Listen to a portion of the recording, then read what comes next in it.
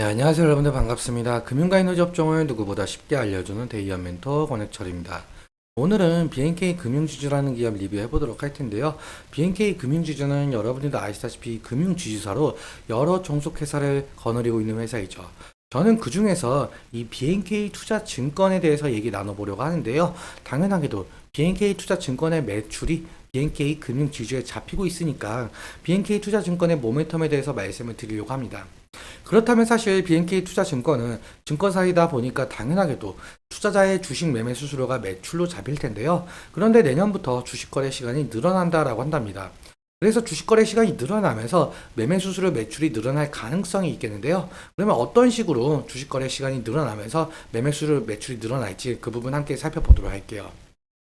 같이 한번 확인해 보면서 천천히 얘기 나눠보도록 할 텐데요. 먼저 시작하기 전에 저희 데이업 채널에 오시면은 모든 종목들을 커버해 드리고 있으니까 찾아와 주시면 정말 감사하겠고, 제 영상도 끝까지 지켜봐 주시면서 댓글로 궁금하신 것들 남겨주시면은 다음 영상에서 말씀을 드리도록 하겠습니다.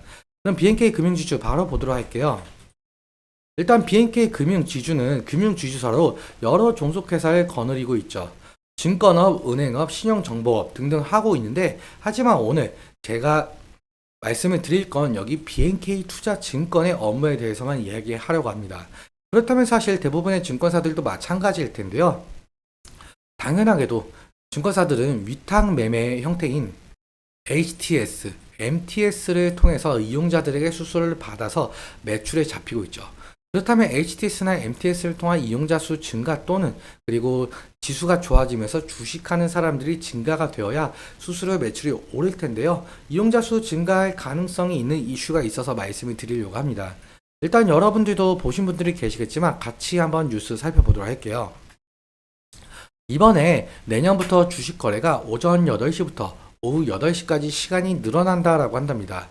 올해 연말부터 모의 거래를 시작한 이후에 내년 1분기에 더 시행을 한다라고 하는데요. 사실 현재는 KRX, 즉 한국거래소 체제 하에서 주식 거래를 하고 있었죠. 그런데 국내 최초로 이 대체거래소라는 게 생겨났는데요. 이 대체거래소는 한국거래소보다 더 낮은 수수료를 제공하겠다라고 한답니다. 사실 대체거래소 같은 경우 이미 미국, 영국은 물론 일본까지 활성화가 되어 있는 상황이었는데요. 이제는 우리 한국도 이 대체거래소가 생기면서 한국거래소의 독점체제 구조가 깨지게 되었고, 이제는 한국거래소와 대체거래소 간의 경쟁이 시작이 되겠죠. 그렇다면은 투자자들은 저렴한 수수료나 유리한 매매체결 방식 등을 고려하면서 선택을 할 수가 있겠는데요. 예를 들면은 매매체결 방식 같은 경우 매도와 매수 중간 가격인 중간가 호가가 도입이 된다라고 한답니다. 이 중간가 호가는 매도 호가의 가장 낮은 가격과 매수 호가의 가장 높은 가격의 중간 가격에 주문이 체결이 되도록 하는 방식이죠. 호가를 세분화시키면서 한국거래소와 차별점을 두겠다라는 건데요. 아무튼 이 대체 거래소를 통해서 유가증권 시장과 코스닥 종목 중 약 700여 종목을 밤 8시까지 주식 투자를 할 수 있게 라고 한다는 건데, 그렇다면은 투자자들은 퇴근 이후에도 주식 투자를 할 수가 있게 되면서 기존 투자자들은 물론 시간이 부족해서 주식 투자를 못했던 분들이 퇴근 이후에 주식 투자를 이용할 신규 이용자가 될 가능성이 높으니까 주식 투자 이용자 수가 큰 폭으로 증가할 가능성이 있겠죠.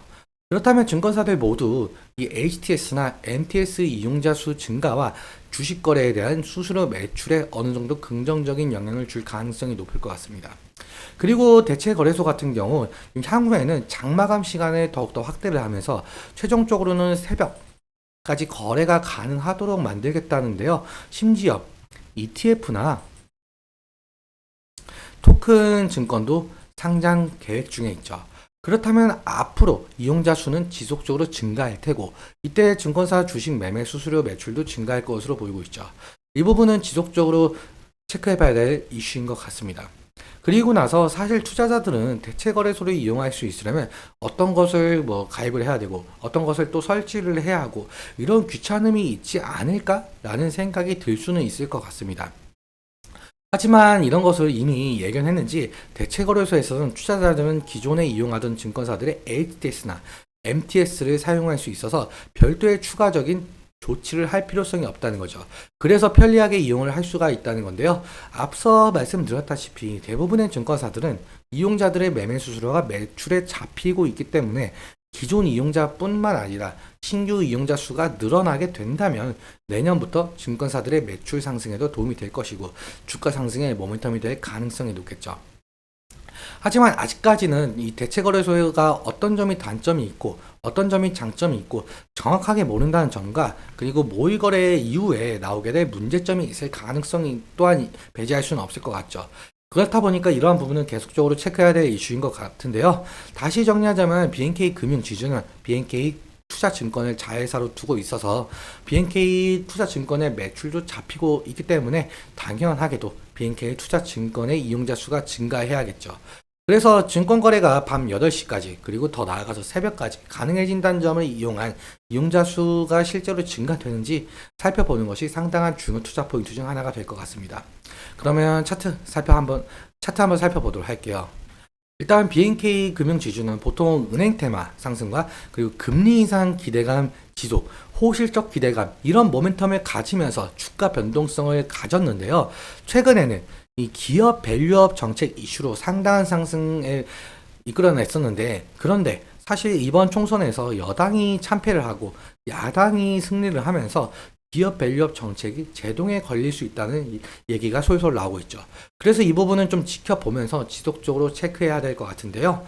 일단 금일 흐름 같은 경우 심리선이라고 부르고 있는 이 20일 이평선을 좀 돌파해주고 있는 모습을 보이고 있는데 이는 미국에서 금리 인하를 할 것 같지 않다는 매파적인 발언이 나오면서 금융 테마 형성으로 상승하고 있는 모습으로 보이고 있습니다. 거기에 더해서 기업 밸류업 정책이 야당의 반대를 무릅쓰고 시행이 될지는 아직 모르겠지만 만약 이런 모멘텀을 가지고 상당한 상승의 모습이 나올지는 좀 지켜봐야 될 부분인 것 같습니다. 일단 오늘은 여기까지 말씀을 드리면서 오늘 내용 여러분들께 도움이 되셨다면 구독과 좋아요 부탁드리고 그리고 말씀드린 내용과 차트적인 부분에 대해서는 제 개인적인 견해가 있을 수밖에 없기 때문에 여러분들의 주관적인 견해와 함께 투자를 하여 현명한 선택 하셨으면 좋겠습니다. 오늘도 시청해 주셔서 너무 감사하고 지금까지 멘토 권혁철이었습니다. 감사합니다.